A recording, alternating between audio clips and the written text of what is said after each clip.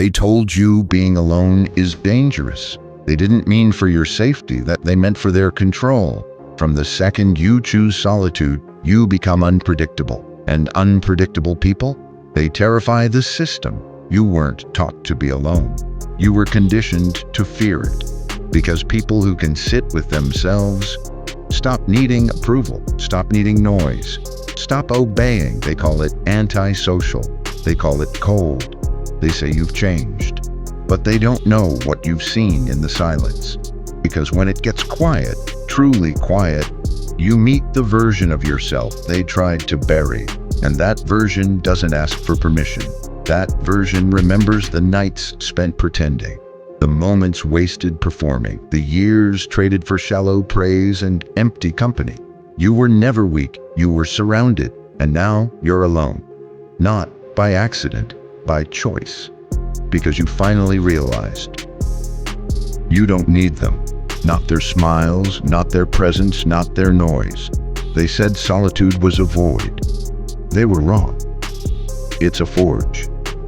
Every time you step away from the crowd, you sharpen, you get clearer.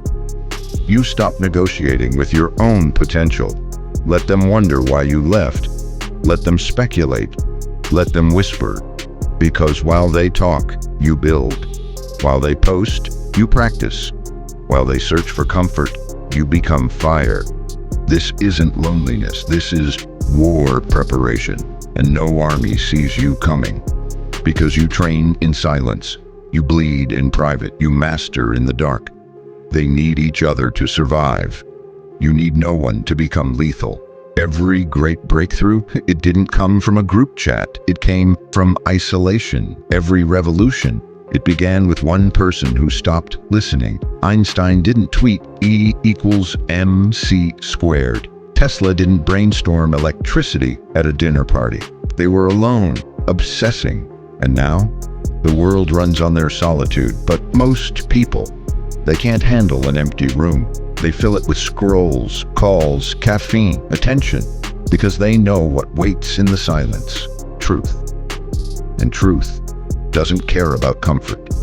It tells them they've settled, that their dreams are dying, that the noise isn't helping. It's hiding, but not you.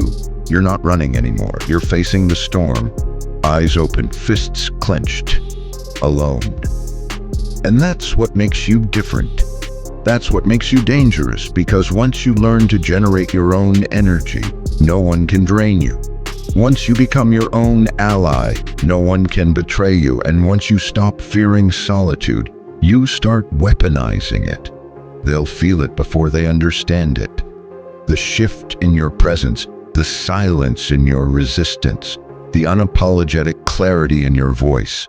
You'll stop showing up for their chaos. You'll stop answering their guilt. You'll stop shrinking to fit their comfort zones. They'll say you're distant. They'll say you're cold. Let them believe you've disappeared. Because while they spiral in dependency, you are rewriting your programming. You're not rejecting people. You're rejecting neediness. You're not antisocial. You're precise. Because when you master solitude, you master selection. You stop collecting relationships out of fear and start curating them out of strength. You stop accepting whoever's available and start demanding who's worthy. The weak stay surrounded. The strong stand alone until the right ones arrive. Solitude gives you standards. Silence gives you clarity. Separation gives you power. It strips the noise, reveals the excuses, exposes the lies, and shows you everything you could have been if you stopped performing. This is not disconnection, it's reconnection with the version of you they tried to erase, with the thoughts they taught you to ignore, with the potential they told you to fear. Most won't make it here. They'll retreat to comfort. They'll run from the mirror. But you'll stay. And in that brutal, brilliant silence, you will meet your weapon, yourself.